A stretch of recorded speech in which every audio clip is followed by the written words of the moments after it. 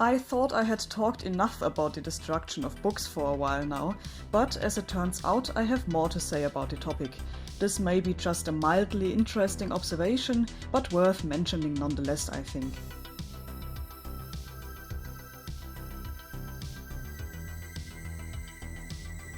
So I was just watching a video by Nerdforge, where they were rebinding an old Lord of the Rings book, and there was quite a bit of talking about blasphemy in the video itself, as well as in the comment section, because obviously to rebind a book, you have to take off the old binding first. Nerdforge did some pretty smart strategic comedy in the very beginning of the video to prevent any potential outrage in the comments by presenting themselves as self-aware and maybe even a little sorry about their sin. Now don't get me wrong, the comment section was overwhelmingly positive and used the term blasphemy in a joking manner as well, possibly because of the very precautions Nerdforge did in the beginning to keep the mood light-hearted and fun. They also did the book more than justice with the new binding and maybe appeased the angry mob before it could form, and I must say the book turned out incredibly beautiful. The whole thing kept me thinking a lot about my take on why I think the destruction of books has nothing to do with blasphemy or sinful behavior at all, and I was once again reminded that this topic is always present and relevant in any kind of book destruction. Even when, like in this Nerdforge's case, the book wasn't even destroyed, but rebound. So people seem to have this thought of taboo and sin internalized so much that there's even a lot of talking about it when a book is literally upgraded or repaired, not even destroyed. If you haven't seen my first video about destroying books, there is a link in the description so you know what I'm talking about. Anyway, this alone wouldn't be worth mentioning in a video like this, of course. I was thinking about making maybe a small Instagram story like, hey, I just saw this video by Nerdforge, remember my take on destroying books? And I was actually just in the middle of writing said Instagram story when I watched another video on YouTube from the recommended section. Now this video made me think even more because I observed something funny. In this video, a guy named Jazza bought a bunch of paintings from a thrift store. At first, this seems to have nothing to do with books, but hear me out. So Jazza bought a bunch of paintings, took them home or back into his YouTube studio or whatever, and since he seems to be an artist himself, he decided to paint on these paintings. It was mostly landscape and scenery paintings, so no portraits or something like that, and he added a variety of monsters into said landscapes. One of the paintings he painted on was a high-quality print, but the others were real paintings. Let me repeat, he painted on real, actual paintings. Unique pieces, not art prints. And not a single word about being sorry, being self-aware, forgive me, Father, for I have sinned. And now keep that in mind and think back about the books. Is it just me, or do I see a little discrepancy between these two? Going into the comment section of Jazza's video made things even more interesting. There are comments about how this might have been a bad idea, but they are more in the lines of, what if one of these was actually very valuable and you just ruined yourself a fortune? Of course, these comments were in a joking manner as well, but there is a difference. Book rebinding? Sin. Blasphemy. How dare you jokes.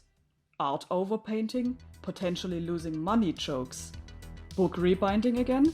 Video makers seem to feel the need to make it clear they are aware of their sin and ask their viewers to keep that in mind before starting a shitstorm in the comments. Art overpainting again? Nothing of that in the video itself at all. And yet again I want to remind you that the book was a printed copy among thousands. The paintings were unique pieces that are now changed and therefore in some way lost forever. Interesting. Now I want to clarify one thing. As you know, I am an artist myself, so maybe now you think that as an artist I am a bit salty or something like that, but don't worry, that's not what this is about. Like I hopefully made clear in my other video, I don't think destroying things to create something new is wrong.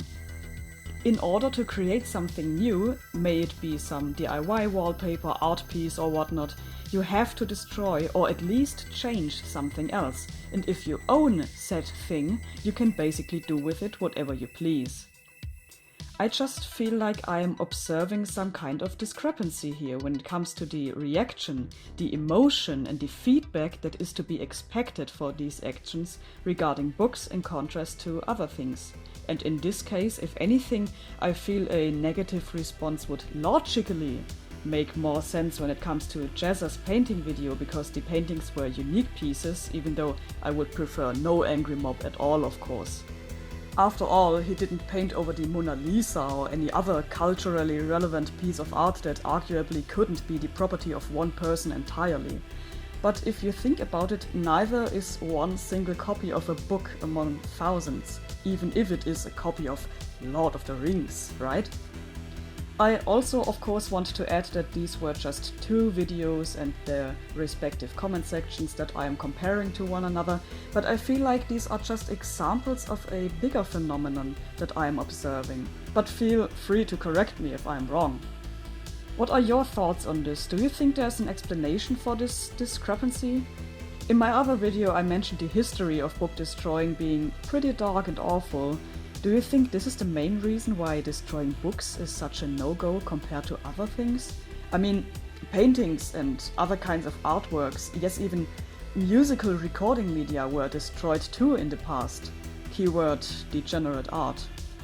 But unlike books, those don't seem to have quite the impact on our emotions about this matter today, right? Do you think people are just going with the flow and it has turned more into a running joke than an actual matter of taboo and anger? Did I take all of this too serious in my other video? I'd love to hear your thoughts. Until then, goodbye! I hope you enjoyed this video and watching me draw, and I'll see you all in the next one. A huge thanks to my patrons who give me hope and keep my motivation up during these months of inability to work. Many thanks to the Coffee Demons, Apoidea, Feuerlocke HGW, Danny Prince and Necrolord1337.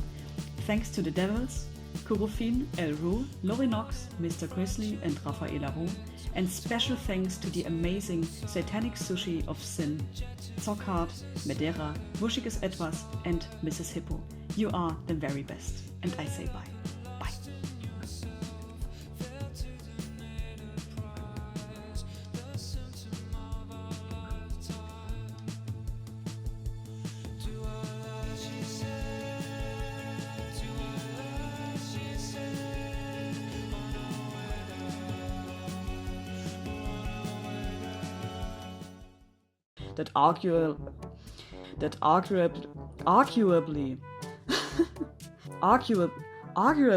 Arguably, fuck.